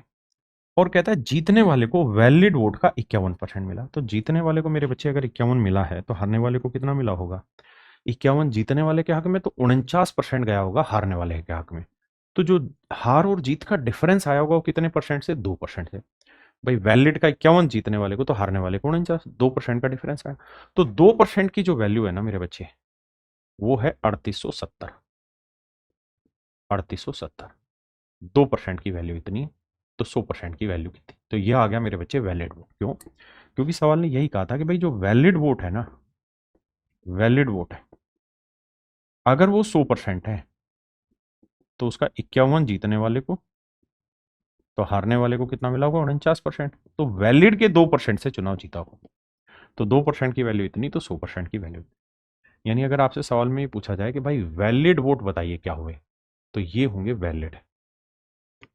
जबकि सवाल ने कहा है कि 20% वोट इनवैलिड हो गए। तो 20% इनवैलिड का मतलब ना 1/5, यानी अगर 5 वोट पड़े होंगे तो उसमें से एक इनवैलिड रहा, तो वैलिड कितने हुए? 4, और ये वैलिड थे। तो 4 यूनिट इसको रिप्रेजेंट कर रहा है, तो 5 की वैल्यू कितनी? तो हम कह देंगे सर ये जो हुए, ये जो कहानी हो गई, ये हो गई वोटिंग, ये कहानी चली गई वोटिंग पे। अब कह रहे हैं यार 90% लोगों ने ही अपना वोट डाला था, 90% की फ्रैक्शन 9 बटे 10, यानी 10 में से 9 ने ही वोट दिया, तो ये वोटिंग थी, तो 9 यूनिट इतना, तो 10 की वैल्यू। अब आइए दोस्त जल्दी से करते हैं, आइए मेरे भाई कैलकुलेशन बैठाते हैं। हाँ, यूनिट डिजिट से भी काम हो सकता है, कैसे देखिए आप। अगर इस 4 को हटाएं तो यहां 25 आया। अब मैं कुछ भी ना काटूं तो ये बात तय है कि ये जो 25 है ना, ये किसी भी हालत में ना तो 9 से कटेगा ना 2 से कटेगा, यानी इस सवाल का आंसर हर हाल में 25 का मल्टीपल आएगा। और 25 की डिविजिबिलिटी का नियम होता है आखिरी 2 डिजिट। यहां देखें 60 है, नहीं जा रहा, यहां 50 है, जा रहा है, यहां 30 है, नहीं जा रहा डिवाइड, यहां 20 है, नहीं जा रहा। मतलब मेरे प्यारे बच्चों ऑप्शन बी ही मेरा यहाँ पे करेक्ट आंसर हो। आइए जी, कभी अखियां मिलाएं कभी। तो आप कहेंगे देखिए यार ए की जो वैल्यू है वो है x प्लस 2y(x), और बी की जो वैल्यू है वो है x माइनस 2y(x). अगर हम इन दोनों को जोड़ लें, एक बार जोड़ देते हैं, a प्लस बी कर देते हैं, तो ये कट जाएगा तो 2x आएगा। एक बार घटा लेते हैं a माइनस बी, तो माइनस ए प्लस, तो ये कट जाएगा, तो ये आ जाएगा 4/x। आप कहेंगे आपने ऐसा क्यों किया, ऐसा कौन सा सपना आपको आया कि आपने ए प्लस बी किया, ए माइनस बी किया? वो सपना इसलिए आया क्योंकि ये कहानी देखी तो दिल समझ में आया कि गदगद क्यों हो रहा है। जब इस कहानी को देखा तो पता चला ये A square plus B square minus 2ab, यानी ये basically A square minus B square का होल स्क्वेयर है, A square minus B square का होल स्क्वेयर। और A square minus B square किससे बनता है? तो आप कहेंगे ये बनता है A minus B into A plus B से। तो A plus B into A minus B दोनों की गुना करेंगे, अगर दोनों की गुना करेंगे तो 2x को गुना करेंगे 4/x से, तो आंसर आया 8। 8 कवर करेंगे 64, तो ऑप्शन बी मेरे प्यारे बच्चों मेरा राइट आंसर। करिए जी। कहते हैं इस इक्वेशन की मैक्सिमम वैल्यू निकाल के बताइए। तो सबसे पहले फॉर्मली क्वाड्रेटिक इक्वेशन फॉर्मेट करिए। यहाँ है -5x², ठीक है जी। अब यहां ध्यान से देखें तो यहां है 10x और यहां है -4x, तो 10x में से -4x घटाएंगे तो बचा प्लस का 6x।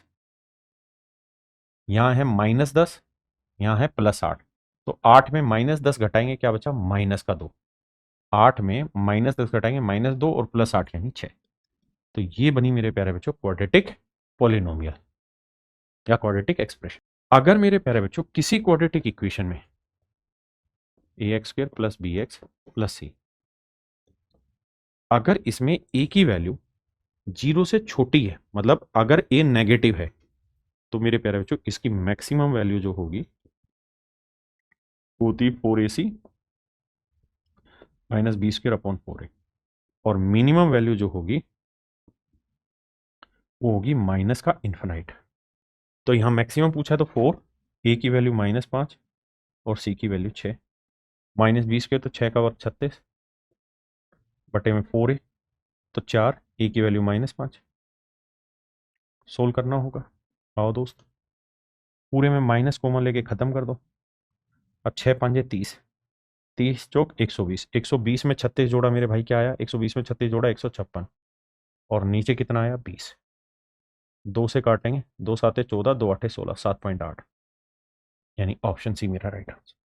देखिए मेरे भाई, A and B start a business by investing capital in the ratio 5:7। कहता है यार ए और बी दो आदमी हैं जिन्होंने एक बिजनेस स्टार्ट किया है 5:7 में पैसा लगा के। After 4 months C join the business. कहता है 4 महीने बाद सी ने बिजनेस ज्वाइन कर लिया with capital equal to half of B's. तो बी ने 7 रुपए लगाया तो इसने कहता है 3.5 रुपए लगाया, और 4 महीने बाद आया, इसका आधा लगाया, 4 महीने बाद आया, मतलब 8 महीने के लिए पैसा लगाया। अब कहता है after 8 month of starting the business A withdraws. कहता है शुरुआत के 8 महीने बाद क्या हुआ, ए ने पैसा विड्रॉ कर लिया। कितना? 40% पैसा निकाल लिया। तो 40% की फ्रैक्शन 2/5, तो 5 का 2/5 यानी 2 रुपए निकाल लिया, तो बचा कितना? 3 रुपए। अब ये 3 रुपए रह गया, जबकि बी उसी निवेश के साथ व्यवसाय जारी रखता है। तो यानी बी ने पूरे 12 महीने इसी पैसे को रखा। अब यहां 8 ही महीने बचे थे क्योंकि 4 महीने बाद आया था, यहां 12 में से 8 गया तो ये 4 महीने के लिए था। अब हमें रेशियो निकालना। कैसे? देखिए, 4 एकम 4, 4 दूनी 8, 4 तीय 12, 4 दूनी 8, हाँ जी, 5 दूनी 10 और 3 13, 7 तीय 21 और 3.5 को 2 से किया तो 7। ये वो रेशियो आ गया मेरे प्यारे बच्चों जिस रेशियो में पैसे को बांटना है। कह रहा है कुल प्रॉफिट है 27,675, 27,675 बांटेंगे तो 21 और 7 28, 28 और 13 41, 41 यूनिट इसको रिप्रेजेंट कर रहा है। तो हमसे पूछ रहा है बी द्वारा, तो बी का हिस्सा 21 है। अब देखिए मेरे भाई, कहानी क्या है कि यूनिट डिजिट से कुछ नहीं हो सकता क्योंकि 175 सब में दे रखा है। अब तो एक ही काम हो सकता है, डिजिटल सम ले लें यार, बशर्ते उसमें कोई लफड़े ना फंस रहे हो। देखो 7 2 9, 7 6 13 5 18, इसका डिजिटल सम 0 आया। नीचे ऊपर गुना भी करोगे तो 0 ही आना है डिजिटल सम। 0 देखते हैं किस किस का आ रहा है। भाई देखो 7 2 9 इसका नहीं आ रहा, हटाओ। 7 2 9 इसका नहीं आ रहा, हटाओ। 7 2 9 5 4 9 इसका आ रहा है। 7 2 9 7 5 12 इसका नहीं आ रहा। तो केवल ऑप्शन सी ऐसा है जिसका डिजिटल सम 0 आ रहा है। देखिए मेरे बच्चे, रेस पे ना मैंने आज तक इससे खतरनाक सवाल नहीं देखा। मतलब रेस पे मैंने बड़े बड़े सवाल तोड़े, लेकिन इससे भयंकर सवाल मैंने नहीं देखा। और मुझे समझ में नहीं आता कि एनटीपीसी वाले इस सवाल को देख के क्या चेक कराना चाह रहे हैं। देखिए, दो चीजें हो सकती हैं, या तो इस सवाल का शॉर्टकट मैं नहीं बता पा रहा हूं, या इसका शॉर्टकट है ही नहीं। कुल मिला के कहानी यह है कि इसमें मुझे ऑप्शन का इस्तेमाल करना ही पड़ रहा है, तब मैं इस सवाल को सोल्व करा पा रहा हूं। और ये बहुत गंदा सवाल है। तो अगर आपके पास किसी के पास ऐसी तरकीब हो कि बिना ऑप्शन की मदद से इस सवाल को चुटकियों में तोड़ पाए, तो भाई जरूर बताइएगा। मैं आपको पूर्णतः इनाम दूंगा। आप इस वीडियो के कमेंट में सवाल नंबर 24 स्मार्ट तरीका लिख देना और अपना फोन नंबर डाल देना, तुरंत कॉल आ जाएगी आपके पास, अगर आपके पास कोई तरीका हो।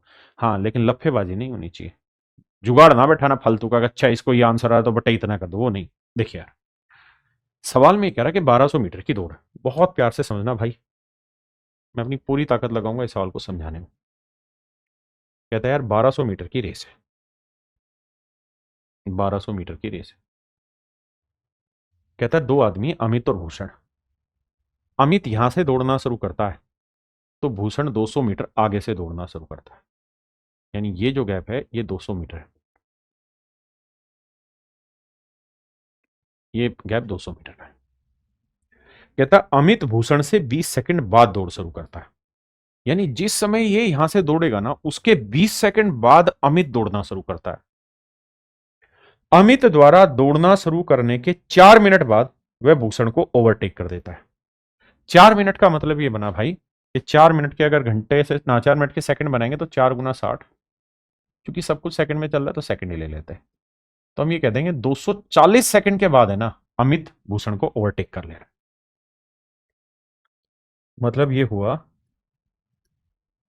कि अमित यहां से दौड़ना शुरू कर रहा है और 40 सेकंड बाद अमित यहां पहुंच गया।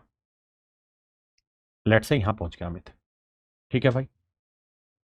और 40 ही सेकंड में हुआ क्या होगा, भूषण भी यहां ना, भूषण यहां पहुंचा होगा, तभी तो दोनों ने ओवरटेक किया होगा भाई।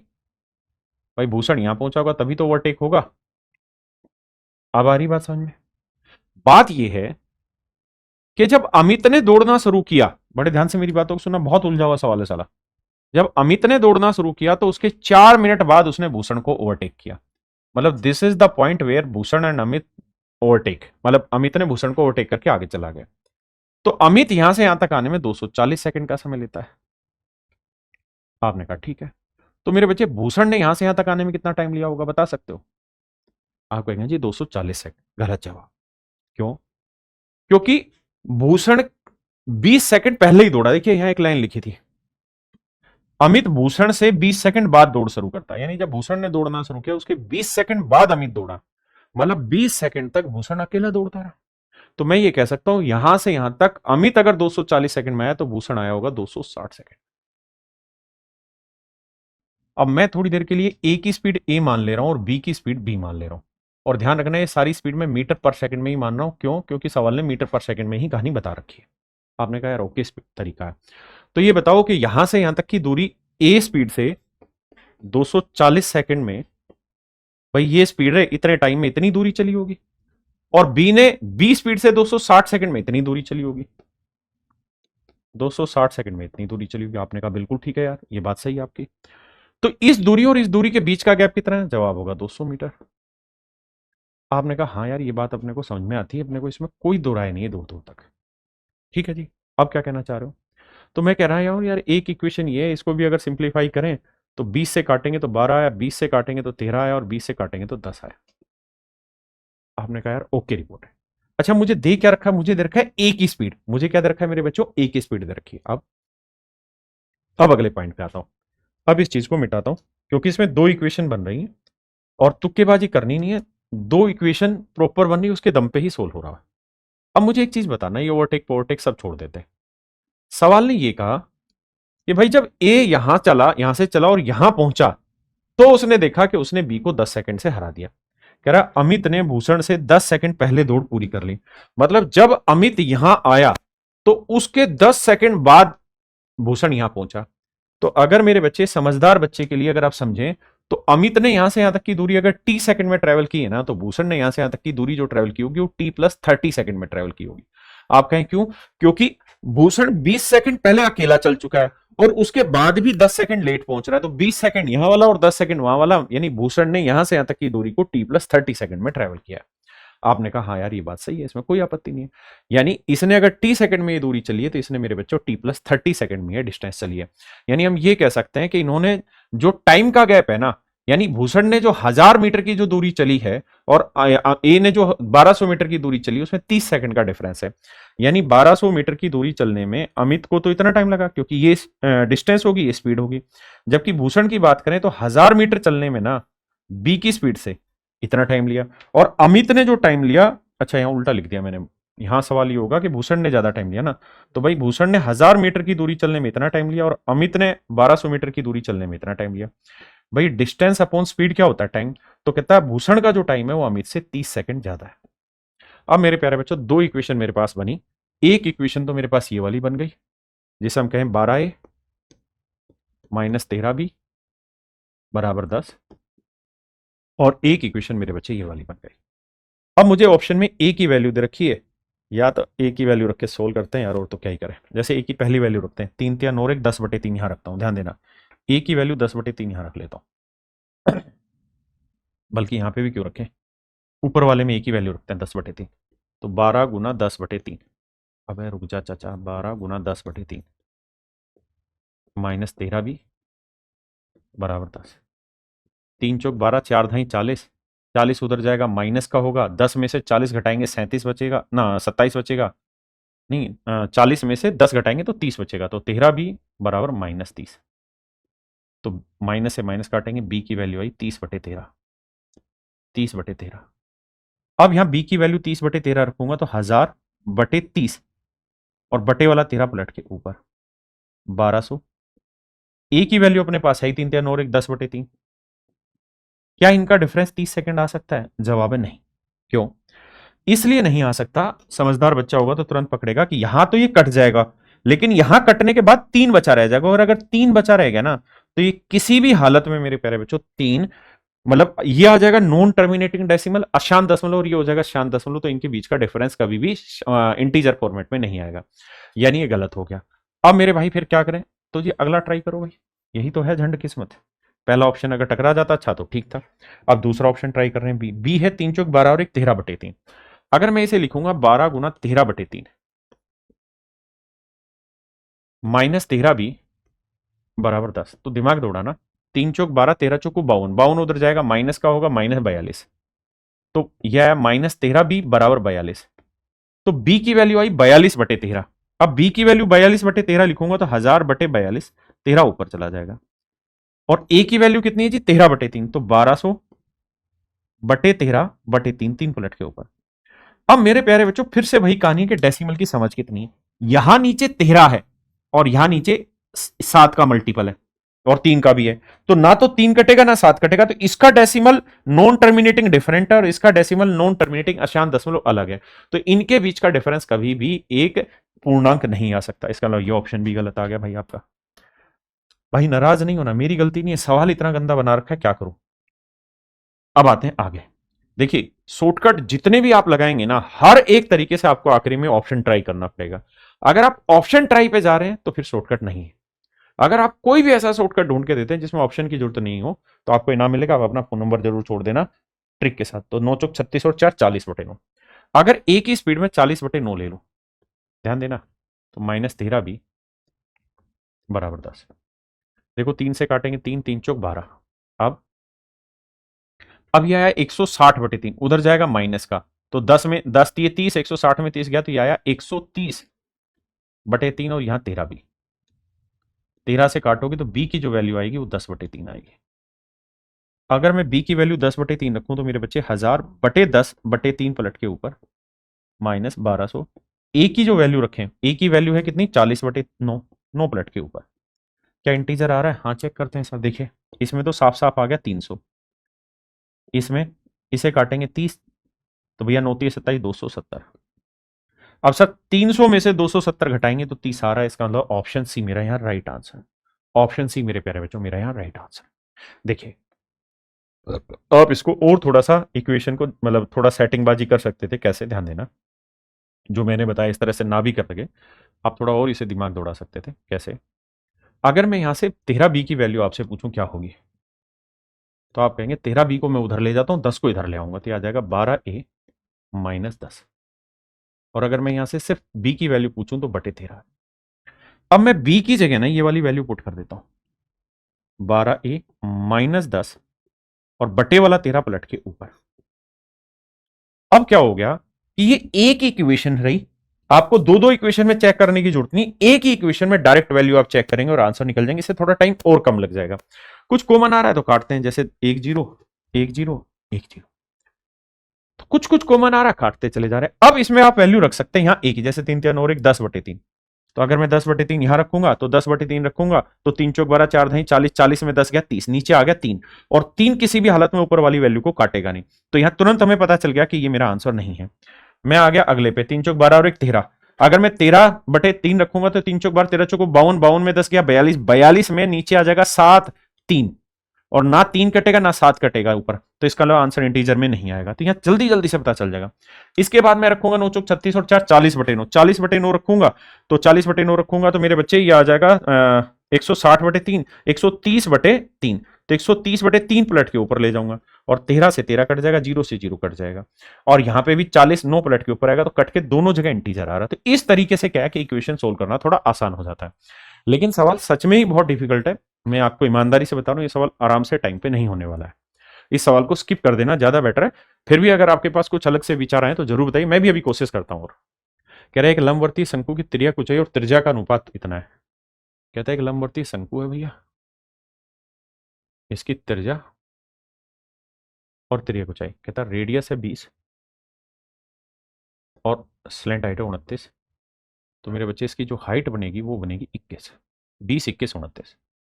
कहता है आयतन दे रखा है यार, तो शंकु का आयतन क्या होता है, 1/3 पाई आर स्क्वायर। आर स्क्वायर यानी 20 का वर्ग 400, और हाइट आ गई 21, ये वैल्यू दे रखी 24 192/5। अब ध्यान ये रखना कि ये 20x होगी तो ये 21x होगी, तो ये x होगी तो यहां x स्क्वायर लग जाएगा। अब जब इसे कैलकुलेट करने जाएंगे मेरे भाई, तो आपको x की वैल्यू तो निकालनी ही पड़ेगी यार। देखो पाई यहां पे भी था ना, पाई, हाँ पाई से पाई कटा। अब मेरे भाई 3 से काटेंगे 7 आया, 7 से काटेंगे 7 या 21, बचा कितना मेरे भाई, 7 या 21, और बचा कितना 3, 7 चौक 28, 3 7 5 35, 7 6 42। अब यहां देखोगे तो यहां बचा 400, तो 400 को मेरे बच्चे अगर मैं 16 से काट दूं, 16 से नहीं 4 से 16 से काटते तो यहाँ आएगा 25, 16 से काटेंगे 16 दूनी 32, 16 एकम 16, 16 चिक 96, तो एक्स स्क्वेयर और एक्स एक्स क्यूब, और यहां ऊपर आया 216 और नीचे आ गया 25 पंजे 125। तो मेरे प्यारे बच्चों एक्स की जो वैल्यू आएगी वो 6/5 है। एक्स की वैल्यू आ गई 6/5। मेन था इसमें एक्स की वैल्यू फाइंड आउट करना, तो एक्स की वैल्यू 6/5 है, वो कैलकुलेशन करनी पड़ रही। अब जब एक्स की वैल्यू आपके पास निकल के आ गई, अब हम आते हैं इसका वक्र पृष्ठीय क्षेत्रफल। तो वक्र पृष्ठीय क्षेत्रफल होता है पाई आर एल, यानी 20x और एल की वैल्यू 29। तो पाई तो सारी ऑप्शन में, तो 20 गुना 29 गुना X into X X square, और एक्स स्क्र की वैल्यू होगी 36/25। इसको देखें तो 5 से काटेंगे, 5 आया, 5 चौक 20 आया, 2 से नीचे गुना, 2 से ऊपर गुना। अब हम यूनिट डिजिट पे चले जाते हैं। जब हम यूनिट डिजिट पे जाएंगे तो ऊपर देखेंगे 4 नीम 36, 6 आया, 6 चिंग 36, 6 आया, 6 दूनी 12, और नीचे 10 है। तो इसका मतलब डेसिमल के बाद वाला डिजिट 2 आएगा, और 2 मेरे हिसाब से एक ही ऑप्शन में, दैट इज ऑप्शन डी, यही मेरा राइट आंसर होगा। देखिए मेरे बच्चे, यहाँ पे आपको मीन दिया हुआ है और कैलकुलेट करना है। तो मीन 47 रखा है, तो पहले आप मिडल वैल्यूज ले लो। आंकड़ों का माध्यम मेरे भाई आपको दे रखा है 47। देखिए दोस्त, करना क्या है, इसकी मिड वैल्यू लेंगे तो ये आएगा 45, नहीं 35, ये 45, ये 55, ये 65, और ये हो गया मेरे भाई 75। अब हम यहाँ डेविएशन ले लेते हैं, क्योंकि हमें मीन निकालना नहीं है, मीन दे रखा है। तो और डेविएशन लेने के बाद की कार्रवाई करते हैं, कैसे भाई, 47 से ये कितना कम है, 12, ये 2 कम, ये 8 ज्यादा, ये 18 ज्यादा, और ये 28 ज्यादा। फिर हमें क्या करना होगा कि इन सबको जोड़ना होगा, माइनस वालों को भी प्लस वालों को भी।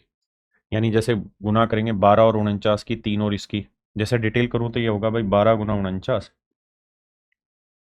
2 गुना 33, 8 गुना 24, 18 गुना 21, और 28 गुना x। अब हमें देखना होगा कि इसका डिफरेंस 0 कैसे लाया जा सकता है। अब ये कैलकुलेशन हो जाएगी लेंदी। अब इतना लेंदी जाओगे, इतना सब लिखोगे, ये टोटली टाइम वेस्ट है। तो ज्यादा समझदारी का तरीका क्या है, अब डिजिटल सम ले लो। यहाँ 2 और 1 3 है, यहाँ डिजिटल सम 4 है, यहाँ 2 है, यहाँ 6 आया, यहाँ 8 है, यहाँ 6 आया, यहाँ 0 आ गया तो इसको लेना ही नहीं है, यहाँ 8 2 10 1 आया, यहाँ x। अब देखो, 4 को 3 से गुना किया 12, 12 का डिजिटल सम -3, 2 को 6 से गुना किया 12, 12 का डिजिटल सम -3। अब 8 को 6 से गुना किया, 8 6 48, 48 का हो गया 8 4 12 +3। हाँ जी, फिर यहाँ 0 को इससे गुना करें, यहाँ कुछ भी हो तो 0 ही आना है, और यहां मेरे बच्चे 1 को x से गुना करोगे तो x ही है। अब ये सब 0 होना चाहिए, तो 3 से 3 गया, आपने कहा जी 0 हो गया, बिल्कुल ठीक बात है।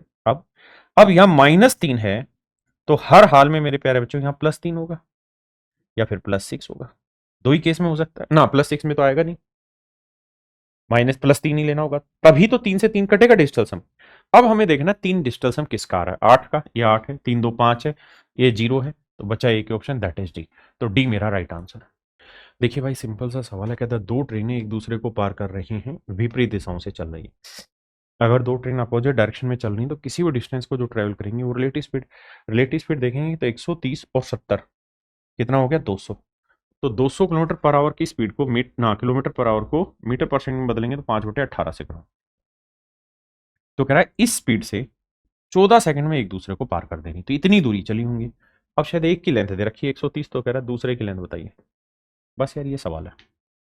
अब देखो दोस्त, कहानी ये है, कहानी कुछ भी आराम से बताया जा सकता है सवाल को कैसे। देखो, 2 से काटने के बाद यहां बचेगा 9, और जब भी बटे में 9 आता है ना, आपको याद होगा मैंने बता भी रखा है, जब भी बटे में 9 आता है, 1/9 लेते हो तो इसका डेसिमल रूप आता है 0.1111111।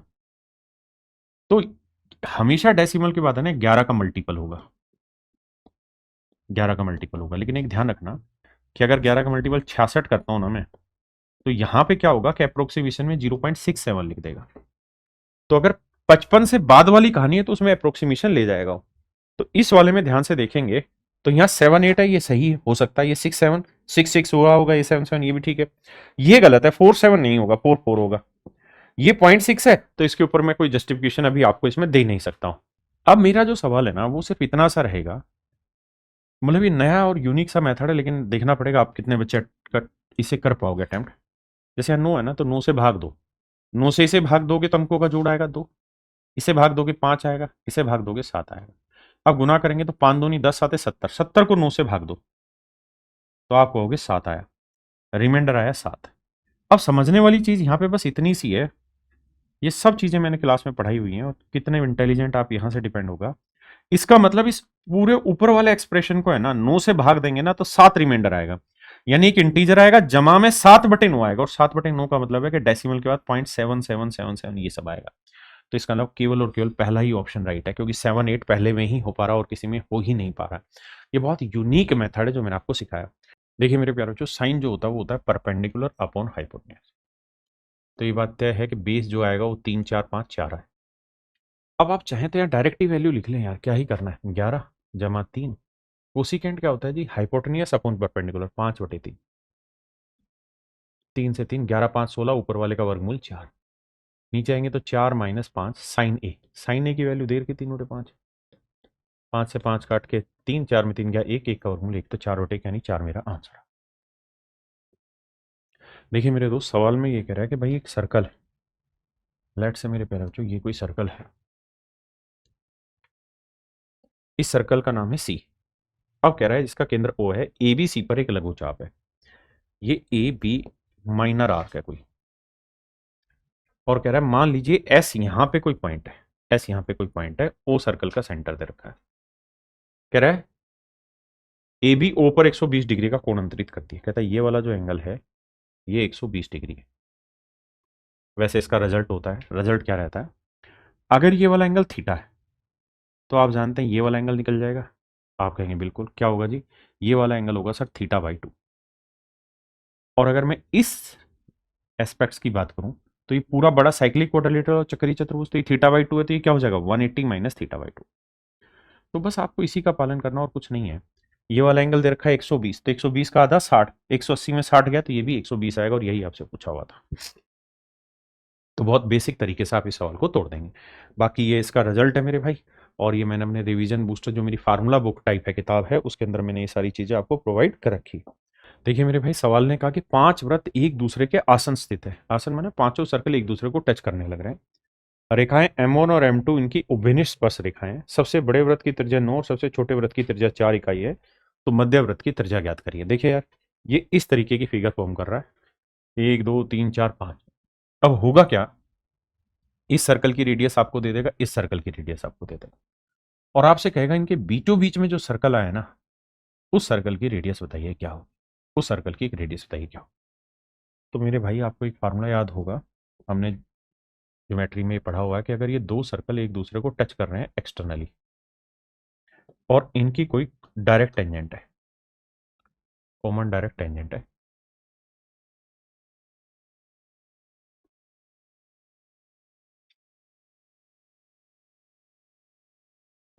ये दो कॉमन डायरेक्ट टेंजेंट है, तो अगर इसकी रेडियस कैपिटल आर है, इसकी रेडियस स्मॉल आर है, और ये एक्सटर्नली टच कर रहे हैं, तो इसकी लेंथ हमेशा ही twice of R into are.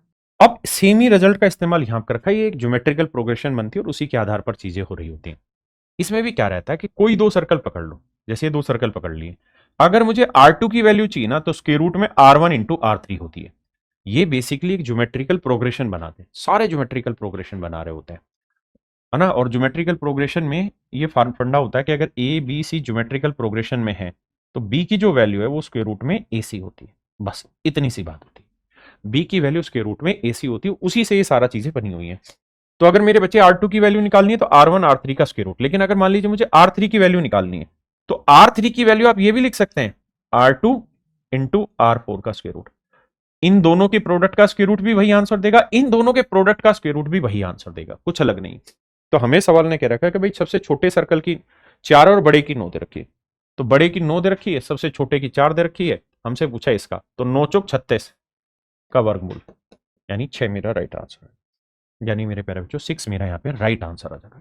और मेरे प्यारे बच्चों, ये जितने भी रिजल्ट है ये मैं ऑलरेडी अपनी रिवीजन बूस्टर वाली मैथ रिवीजन बूस्टर की जो किताब है उसमें दे चुका हूँ, और मैं भी ये सारे रिजल्ट वहीं से आपको करा रहा हूँ। तो इनको बहुत प्यार से, प्रेम से, ध्यान से पढ़ा करो इन रिजल्ट को। एक एक चीज बहुत साफ सुंदर तरीके से आपको दिखाई दे रही होगी। जैसे यहाँ ज्योमेट्री है ना, निकल जा भाई जल्दी से, टेंजेंट वाले रिजल्ट। तो आप देखेंगे कि सारे रिजल्ट इतने बढ़िया बढ़िया तरीके से डिजाइन किए हुए हैं कि आपको पढ़ के मजा आ जाएगा। एक एक रिजल्ट को यहाँ लिखा हुआ है, तो आपको बहुत ज्यादा कुछ नहीं करना है। देखिए ये था पिछले वाला, जो पीछे वाले सवाल में मैंने कराया था रिजल्ट। अब मेरे प्यारे बच्चों, इसी में अगर कॉन्सेप्ट 52 पे आप जाएंगे, 52वें कॉन्सेप्ट पे जाएंगे इसी रिवीजन बूस्टर वाली किताब में, तो आप देखेंगे कि सब कुछ लिखा हुआ है कि जीपी बनाता और जीपी में ये रिलेशन बनते हैं। और इसी के साथ साथ फिर इसी पे 2-3 हमने सवाल भी आपको दे रखे हैं। ठीक है, तो नमस्कार मेरे प्यारे बच्चों, बहुत बहुत धन्यवाद भाई। Thank you, have a nice day to everyone. Thank you मेरे बच्चे।